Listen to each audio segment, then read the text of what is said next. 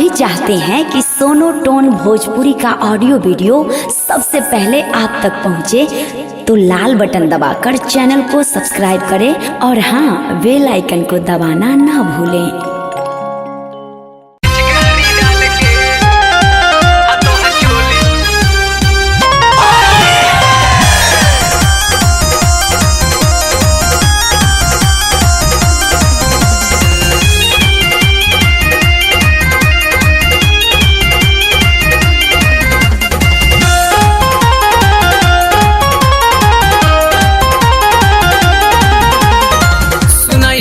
हमारा ही से ना भागा हो, हरा से पछा रंगव ललका से आगा हो।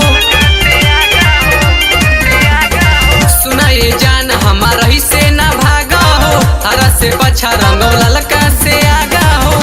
तनी टोवे द गोरे गोरे गाल के आई बहोली के हूँ ना बोली तो हचोली भिगाइब पिचकारी डाल के, हाँ तो हचोली भिगाइब पिचकारी डाल के।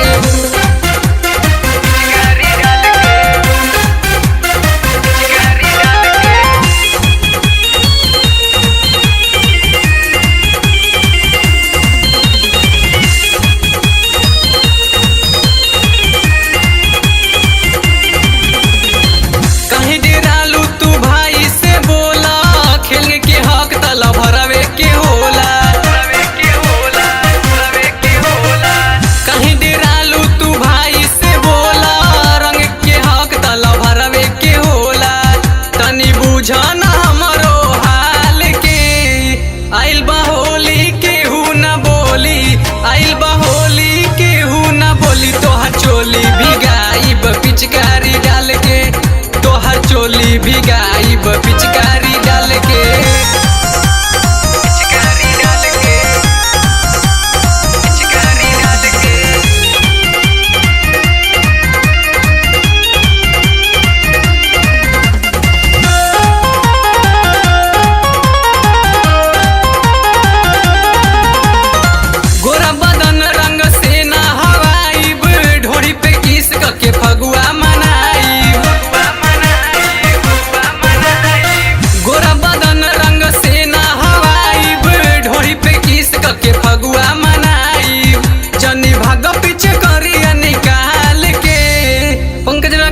कहे के हूँ ना बोली, राजा राकेश कहे के हूँ ना बोली तोहर चोली भिगाइब पिचकारी डाल के, हो तोहर चोली भिगाइब पिचकारी डाल के।